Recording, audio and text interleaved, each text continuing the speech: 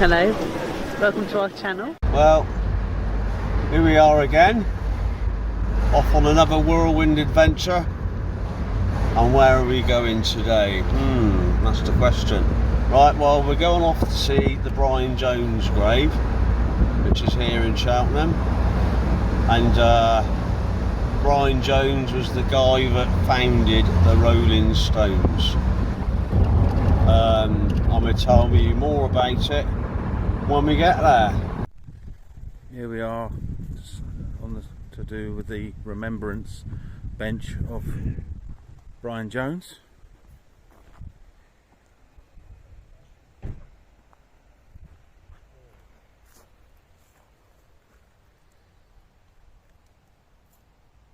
Evening viewers, wherever you are, welcome back to Days Gone By channel, where today we find ourselves in Cheltenham in Gloucestershire, and we are at the grave of Brian Jones, who, as you may all know, is the founding member of the Rolling Stones.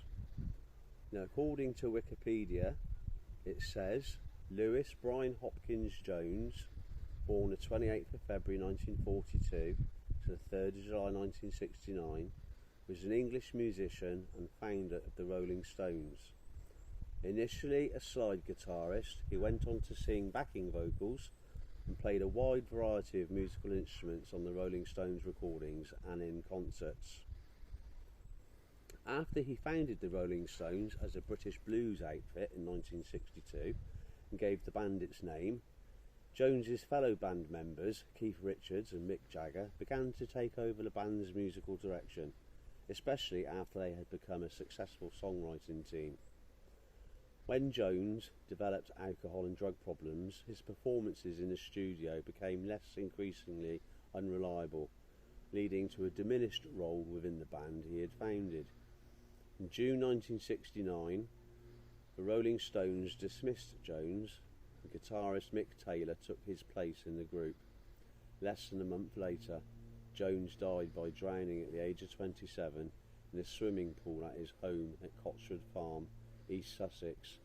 His death was referenced in songs by many other bands, and Pete Townsend and Jim Morrison wrote poems about it. In 1989, he was inducted into the Rock and Roll Hall of Fame as a member of the Rolling Stones. Now, Brian's early life, born Lewis Brian Hopkins Jones, was born in the Park Nursing Home in Cheltenham, Gloucestershire, on Saturday the 28th of February 1942.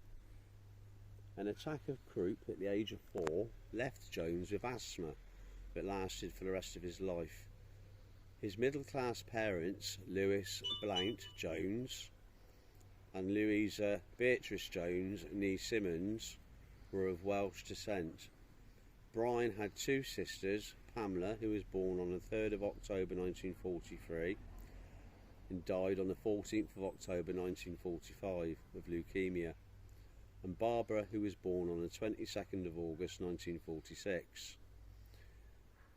Jones attended local schools including Dean Close from September 1949 to July 1953 and Cheltenham Grammar School for Boys, now Pates Grammar School, which he entered in September 1953 after passing the 11 plus exam.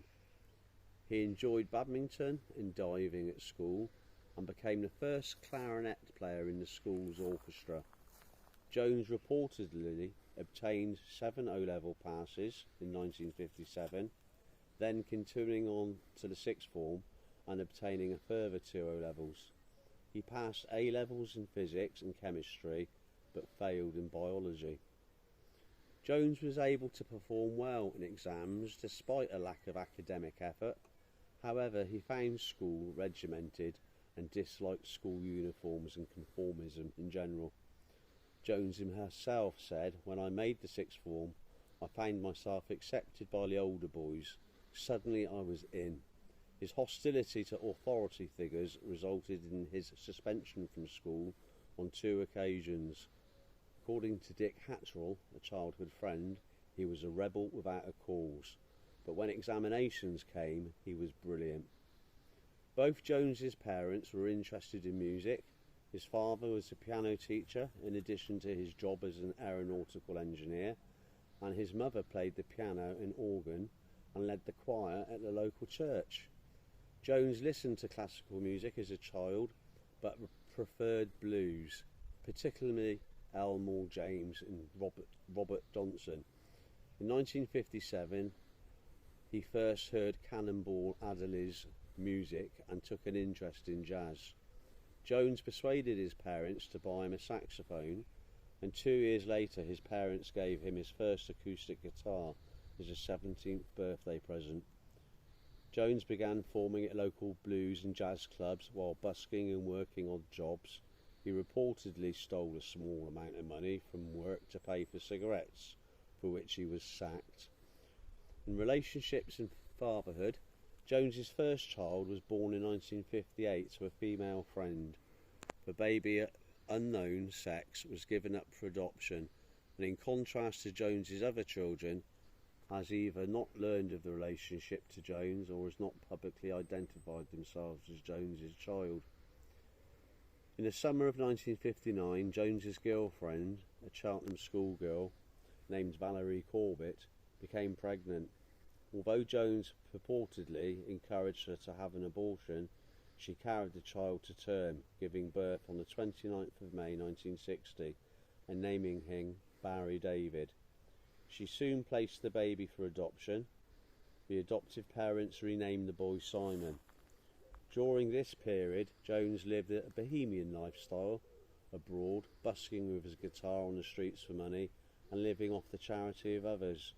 Eventually he ran short of money and returned to England. In November 1959, Jones went to the Wooden Bridge Hotel in Guildford to see a band perform. He met a young married woman named Angeline, and the two had a one-night stand that resulted in her pregnancy. Angeline and her husband decided to raise the baby, Belinda, born on the 4th of August 1960. Jones never knew about the pregnancy of her birth. In 1961, Jones applied for a scholarship to Cheltenham Art College. He was initially accepted, but the offer was withdrawn 2 days later after an unidentified acquaintance wrote to college calling Jones an irresponsible drifter. Later on that year, on the 22nd of October, Jones's girlfriend, Pat Andrews, gave birth to his fourth known child, Julian Mark Andrews, known as Mark. Jones moved in with them and sold his record collection to buy flowers for Andrews and clothes for the newborn. In a television interview, Andrews stated that in the early days of their relationship, although she and Jones were both working, his interests in guitar meant that he did not have much money to buy food or anything beyond paying the rent. According to Andrews, Jones was initially proud of Mark, but when the Rolling Stones acquired a manager, Jones was instructed not to be seen with either mother or child. Jones agreed, she said, telling her she would have to put up with it for a few months until the band had some success.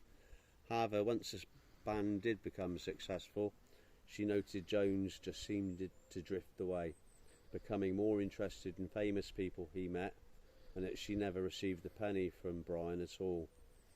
In the same interview, Andrews also noted she felt sorry for Jones as he just used his people.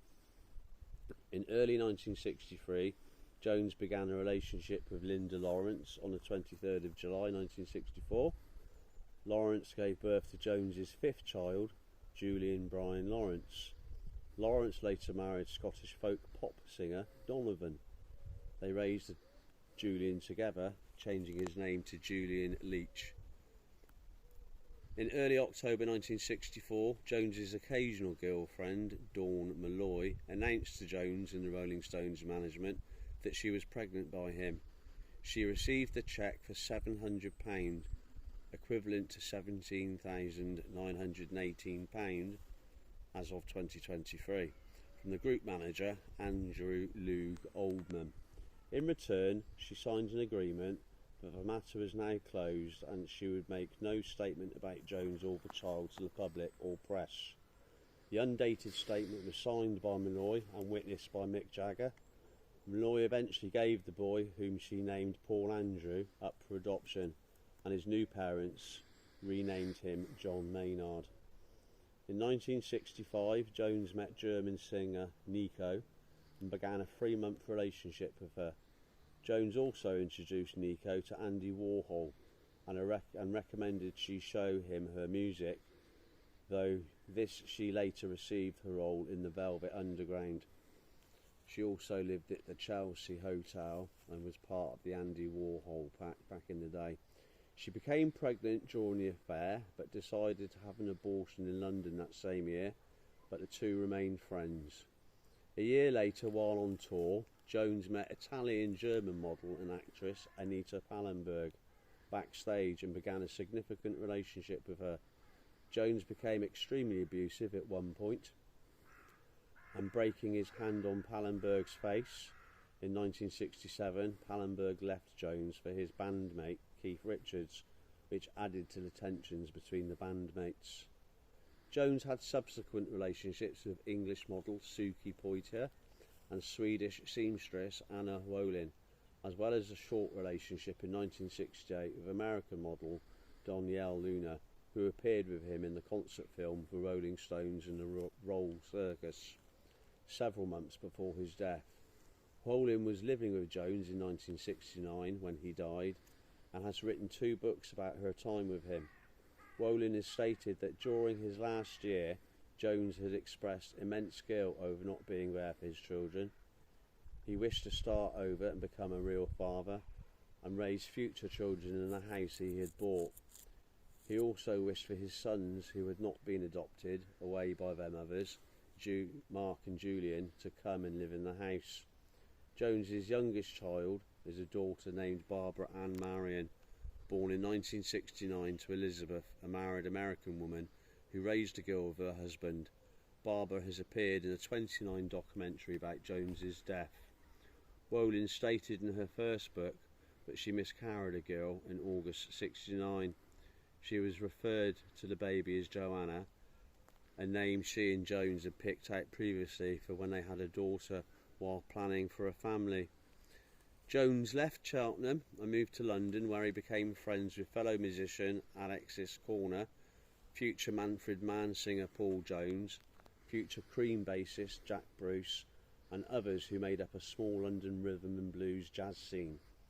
He became a blues musician for a brief time, calling himself Elmo Lewis and playing slide guitar. He also started a group with Paul Jones called the Roosters in January 1963. After both Joneses left the group, Eric Clapton took over Brian's position as a guitarist. Jones placed an advertisement in the 2nd of May 1962 edition of Jazz News, a Soho Club information sheet inviting musicians to audition for a new rhythm and blues group at the Bricklayers Arms pub. Pianist Ian Stewart was the first to respond. Later, singer Mick Jagger also joined the band. Jagger and his childhood friend Keith Richards had met Jones when he and Paul were playing Robert Johnson's Dust My Broom with Corner's band at the Ealing Jazz Club. Jagger brought guitarist Richards to the rehearsals. Richards then joined the band. Jones and Stewart's acceptance of Richard and the Chuck Berry songs he wanted to play coincided with the departure of blues purist guitarist Jeff Bradford and singer Brian Knight, who had no tolerance for Chuck Berry. As Richards tells it, Jones came up with the name Rolling Stones later with the G, while on the phone with the venue owner. The voice on the other end of the line obviously said, "What are you called?" Panic, Best of Muddy Waters album was lying on the floor, and track 5, side 1 was Rolling Stone Blues. The Rolling Stones played their first gig on the 12th of July 1962 at the Marquee Club in London with a lineup of Jagger, Richards, Jones, Stewart the bass player, Dick Taylor, later of the Pretty Things, and drummer Tony Chapman. From September 1962 to September 1963, Jones and Jagger and Richards shared a flat, referred to by Richards as a beautiful dump, at 102 Edith Grove, Chelsea, with James Felge as a future photographer whose name was used in some of the group's early Nanker Felge writing credits. Jones and Richards spent day after day playing guitar while listening to blues records, notably Jim Reed, Muddy Waters, Willie Dixon and Howlin' Wolf. During this time, Jones also taught Jagger to play harmonica. The Four Stones went searching for a bassist and drummer, finally settling on Bill Wyman and bass because he had a spare Vox AC30 guitar amp and always had cigarettes as well and a brass guitar that he had built himself. After playing with Mick Avery, Tony Chapman and Carlo Little in January 1963, they finally persuaded jazz-influenced Charlie Watts to join them. At the time, Watts was considered by fellow musicians to be one of the better drummers in London. He had played along with others, such as Alex Corners' group, Blues Incorporated. Watts described Jones's role in his early days. Brian was very instrumental in pushing the band at the beginning. Keith and I would look at him and say he was balmy. It was a crusade to him to get us on the stage in a club and be paid £0.50 to be billed as an R&B band. While acting as the band's business manager, Jones received £5 more than the other members, equivalent to £132 as of 2023, which didn't sit well with the rest of the band and created resentment. Richards has said that both he and Jagger were surprised to learn that Jones considered himself the leader and was receiving the extra £5, especially as other people like Giorgio Gomulski appeared to be doing the booking. Jones was a gifted multi-instrumentalist, proficient on a wide variety of musical instruments. His ability to play a wide variety of instruments is more evident on the album Aftermath 1966, Between the Buttons 1967 and Their Satanic Majesty's Request 1967. As a guitarist in the early days, he favoured a white teardrop-shaped electric guitar produced by the Vox Company. Especially in live performances, he also played a wide variety of electrical and acoustic guitars from companies such as Rickenbacker, Gibson and Fender. As a slide guitarist, he favoured the open E and open G tunings. Richards maintains that while he calls guitar weaving emerged from the period from listening to Jimmy Reed albums, we listened to the teamwork trying to work out what was going on in those records, and you could play together with two guitars and make it sound like 4 or 5. Oldham recognised the financial advantages of the band members writing their own songs, as exemplified by Lennon and McCartney, and that playing covers would not sustain a band in the limelight for long. Further, he wanted to make Jagger's charisma and flamboyance a focus of live performances. Jones saw his influence over the Stones' direction wane, as their repertoire comprised fewer blues covers than he preferred. More Jagger-Richards originals developed, although many still had a bluesy sound, and Oldham increased his own managerial control, displacing Jones from yet another role. In March 1967, Anita Pallenberg, Jones's girlfriend of 2 years, left him for Richards when Jones became violent towards her, while they were free on a trip to Morocco, further damaging the already strained relations between Jones and Richards. Jones was later hospitalised in Morocco as tensions and Jones's substance abuse increased. His musical contribution became sporadic. He became bored with the guitar and sought exotic instruments to play, and he was increasingly absent from recording sessions. In Peter Whitehead's promotional film We Love You, made in July 1967, he appears extremely groggy and disorientated. Jones was arrested for drug possession on the 10th of May 1967, shortly after the Redlands bust at Richards' Sussex home. Authorities found marijuana, cocaine and methamphetamine in his flat. He confessed to the marijuana use, but said he didn't use hard drugs. Hostility grew between Jones, Jagger and Richard, alienating Jones further from the group. Although many noted that Jones could be friendly and outgoing, Wyman, Richards and Watts have commented that he could also be cruel and difficult. By most accounts, Jones's attitude changed frequently. He was 1 minute caring and generous, and the next making an effort to anger everybody. As Wyman observed in Stone Alone, there are at least two sides of Brian's personality. One was introverted and shy, sensitive and deep thinking. The other was preening peacock, gregarious, artistic, desperately needing assurance from his peers. Wyman added, he pushed every friendship to the limit and way beyond. Charlie Watts recalled Jones indulging in drinking and drug taking, but they weren't very good for him. He wasn't strong enough mentally or physically to take any of it. Brian was one of those who did everything to excess. Watts also remarked that Jones was sometimes not very pleasant and he upset other people very easily. Jones's last substantial sessions with the Stones occurred in the spring and summer of 1968, when the Stones produced Jumpin' Jack Flash and the Beggar's Banquet album.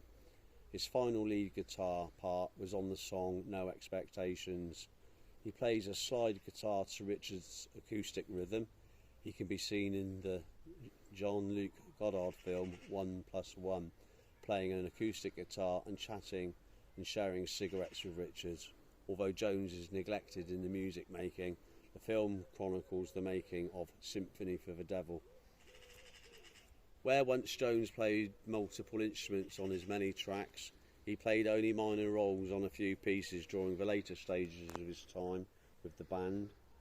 Jones's last formal appearance was in December 1968, the Rolling Stones and the Roll Circus, a part concert, part circus act film organised by the band. It went unreleased for more than 25 years because Jagger was unhappy with the band's performance compared with others in the film, such as Jethro Tull, John Lennon, The Who and Taj Mahal. Commentary included as a bonus material indicated that almost everyone at the concert sensed that Jones's time with the Rolling Stones was nearing an end, and Roger Daltrey and Pete Townsend of The Who thought it would be his last live musical performance. Legal issues and departure from the Rolling Stones. Jones was arrested a second time on the 21st of May 1968 for possession of cannabis, which he said had been left by previous tenants of the flat because he was on probation at the time. He faced a long jail sentence if found guilty.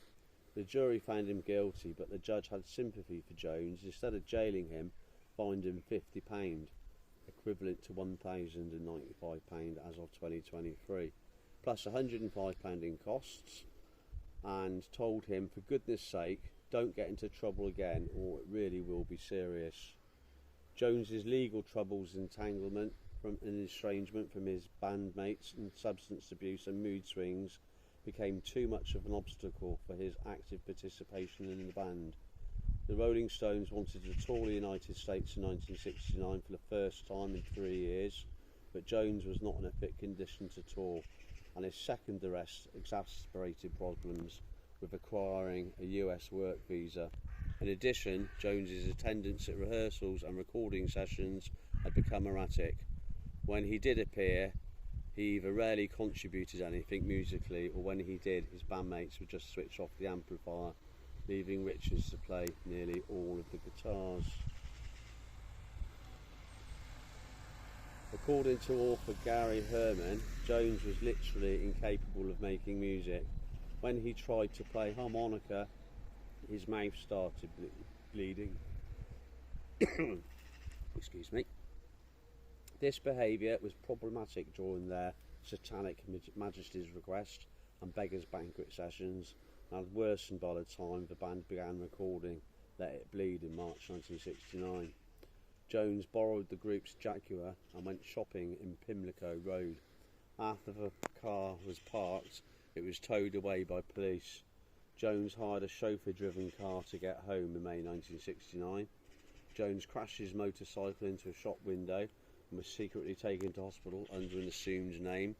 From this point, he was still attending recording sessions, but was no longer a major contributor to the band's music. By May, he had made 2 contributions to the work in progress, alto harp on You Got the Silver and percussion on Midnight Rambler. Jagger informed Jones that he would be fired from the band if he did not turn up to a photo session. Looking frail, he nonetheless showed up and in his last photo session as a Rolling Stone, it took place on the 21st of May 1969. First at St Catherine Docks, Tower Bridge, London, then at Ethan Russell's photographic studio in South Kensington. The photos would appear on the album Through the Past, Darkly Big Hits Volume Number 2, in September 1969. The Stones decided that the following release of the Let It Bleed album, scheduled for July 69 in the US, they would start a tour of North America in November 69. However, the Stones management was informed that Jones would not receive a work permit owing to his drug convictions. At the suggestion of Stewart, the Stones decided to add a new guitarist, and on the 8th of June 69, Jones was visited by Jagger, Richards and Watts, and was told that the group he had formed would continue without him. To the public, it appeared as if Jones had left voluntarily.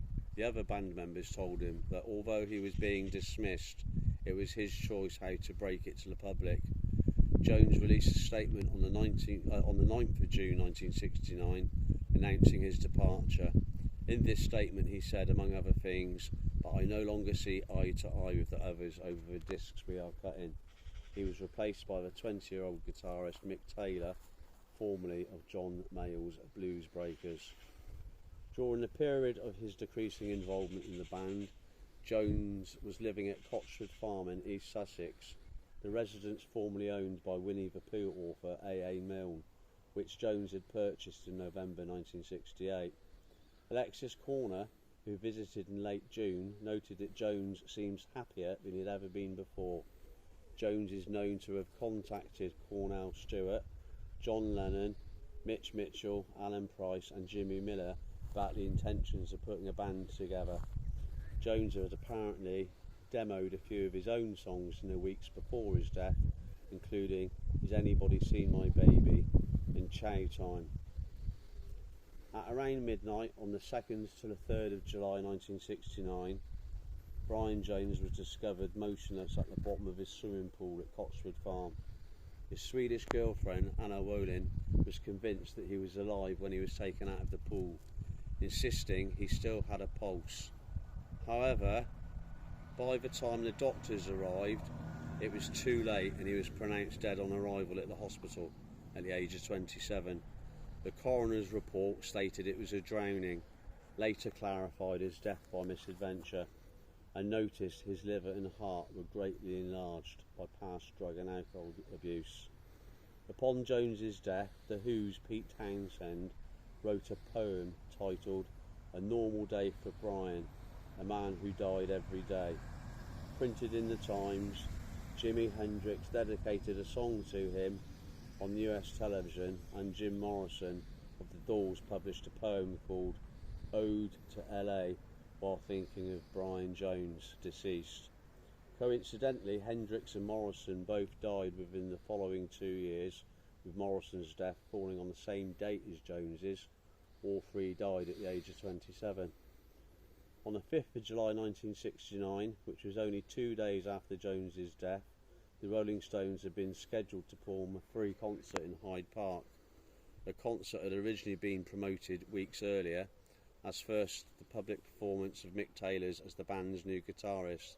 The band decided instead to dedicate their upcoming Hyde Park performance to the memory of Jones.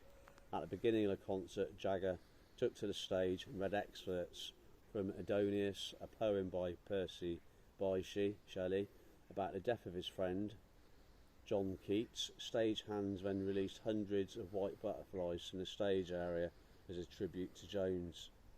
Afterwards, the band played a Johnny Winter song that is one of Jones's favourites, I'm Yours, I'm Hers, with Taylor on the slide guitar. Jones was reportedly buried 10 feet deep, 3 metres, in Cheltenham Cemetery to prevent exhumation by trophy hunters. His body was embalmed with hair bleached white and was placed in an airtight silver bronze casket. Watts and Wyman were the only Rolling Stones who attended the funeral. Mick Jagger and Marianne Faithfull were travelling to Australia to begin the filming of Ned Kelly, and stated that their contracts did not allow them to delay the trip to attend the funeral. When asked if he felt guilty about Jones's death, Mick Jagger told Rolling Stones in '95, "No, I don't really. I do feel that I behaved in a very childish way, but we were very young and in some ways we picked on him. But unfortunately he made himself a target for it. He was very jealous, very difficult, very manipulative, and if you do that in this kind of group of people, you get as good as you give. And to be honest, I wasn't understanding enough about his drug addiction. No one seemed to know much about drug addiction. Things like LSD were all new. No one knew the harm. People thought cocaine was good for you."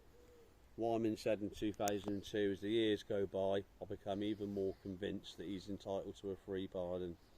Brian Jones is a legend, and his legacy is there for all to hear. While the Rolling Stones damaged all of us in some way, Brian was the only one that died." There is a murder theory. A theory surrounding Jones's death developed soon afterwards, with associates of the Stones claiming to have information that he was murdered. According to rock biographer Philip Norman, the murder theory would bubble back to the surface every 5 years or so. In 1993, it was reported that Jones was murdered by Frank Thorogood, a builder who was doing construction work on the property, who was the last person to see Jones alive. Thorogood allegedly confessed to the murder of the Rolling Stones driver Tom Keelock, who later denied this. The Thorogood theory was dramatised in the 2005 film Stoned. Thorogood is alleged to have killed Jones in a fight over money he had been paid, £18,000 for work on Cotswold Farm, but he wanted another £6,000. The killing is alleged to have been covered up by senior police officers when he discovered how badly the investigation into Jones's death had been botched by the local police.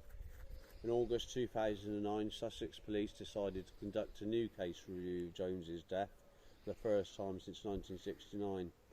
After new evidence was handed to them by Scott Jones, an investigative journalist who had traced many of the people who were at Brian's house that night he died, the journalist also uncovered unseen police files held at National Archives. In 2010, following a review, Sussex Police stated it would not be reopening the case. It asserted that this had been thoroughly reviewed by Sussex Police's Crime Policy and Review Branch. There is no new evidence to suggest that the coroner's original verdict of death by misadventure was incorrect. Jones's children, John and Barbara, believe that their father was murdered. Barbara appears in the 2019 documentary Rolling Stone, Life and Death of Brian Jones, which pushes the theory of the murder. So there you have it. That is the Wikipedia information there about Brian Jones. And Brian Jones is a Cheltenham man, and I myself come from Cheltenham. And Brian Jones's funeral, when it took place, even to the date of 2025, was the biggest funeral Cheltenham has ever seen. The streets were lined with thousands and thousands of people, and the chapel that you just looked at there is the North Chapel, where Brian's service was held. Lots of famous actors, musicians, artists, people from in that industry came from all over the world to attend his funeral, as well as the street being lined by thousands and thousands of fans. He is very, very dearly remembered, and his grave here in Cheltenham Cemetery is visited daily. There is a Brian Jones official fan club that tend the grave and look after it, and as you can see, looking at the grave, there are some lovely flowers on there, and behind the headstone there's a plastic box container that people put their little poems into and their letters and so forth. All this gets cleared away every now and then to make room for more, but certainly Brian Jones has got to be Cheltenham's most remembered son. And for the Days Bygone channel. And with that, as I always say on my channel, have a moment of silence for dear Brian Jones.